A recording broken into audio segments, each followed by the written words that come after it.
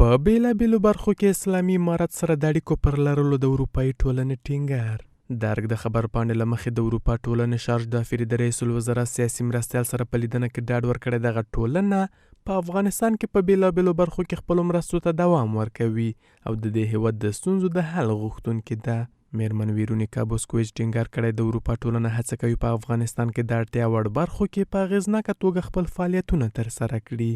د افغانستان اسلامي امارت د ریاست الوزرا سیاسي مرستیال محترم مولوي عبدالکبیر صاحب د افغانستان لپاره د اروپایي ټولنې له شارج دافري اغلې ویرونیکا بوسکویچ پوهار او مل پلاوي سره وکتل. په دې کتنه کې اغلې بوسکویچ پوهار د اروپایي ټولنې د بشري مرستو دوام او په افغانستان کې د ستونزو د حل په اړه خبرې وکړې او د اسلامي امارت سره د همکارۍ د پراختیا لپاره خپل ژمنتیا وښوده. د اسلامي امارت د واین مرستیال په خبره مولوي عبدالکبیر هم په دې لیدنه کې له دې ټولنې څخه د پراختیايي پروژو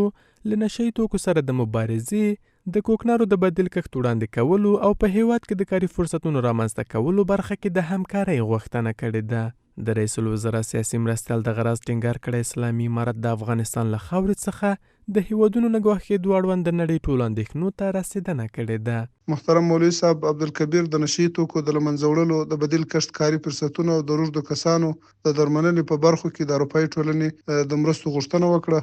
او په دې برخه کې نړیوالې مرستې مهمې وبللې. د ریاست الوزرا سیاسي مرستیال دغه راز د ځینو نړیوالو اندېښنو په ځواب کې وویل چې د افغانستان خاوره به د نورو په خلاف نه کارول کیږي او نه به په افغانستان کې کوم بهرنۍ ډلې ته د فعالیت کولو اجازه ورکړي. ورته وخت کې یو شمېر کارپوهان په بیلابیلو برخو کې د اروپا ټولنې سره د افغانستان د اړیکو پراختیا په هیواد کې د شتهننګونو هواري لپاره مهمه ګڼي. جامعه اروپایی که در فکر تلاش و گسترش روابط خود با افغانستان و حمایت از مردم افغانستان میباشند، در حالی که این مناسبات به نفع اقتصادی خودشان و منافع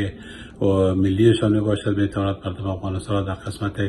رفع مشکلات و چالش‌ها و پروبلم‌های اقتصادی و سیاسی که موجود است کمک بنماید. اتحادیه اروپا همانگونه که در گذشته از تمویل کنندگان مهم افغانستان به شمار میرفت، در حال حاضر و در آینده نیز از این توانایی و ظرفیت برخوردار است که بتواند همکاری‌های مهم را با افغانستان داشته باشد. د رئیس الوزرا سیاسي مرستیال په دې لیدنه کې پر دې په ټینګار سره چې واکپال حکومت د نړۍ له ټولو هیوادونو سره د مثبتو اړیکو غوښتونکی دی، د دې مناسباتو په پراخېدو یې هیله څرګنده کړې ده.